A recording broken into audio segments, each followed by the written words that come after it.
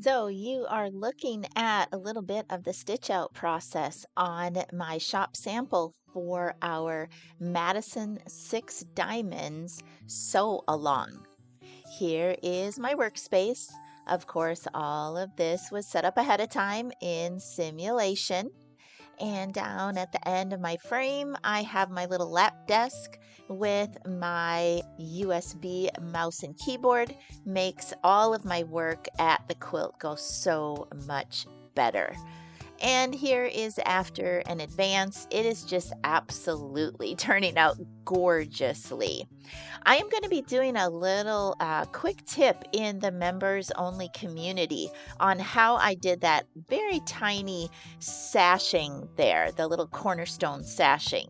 Here is all of the patterns that I used. So, for those of you who know what I'm talking about, head on over to the members only community site on MK Quilts University. For the rest of you, this is a little bit of a tease.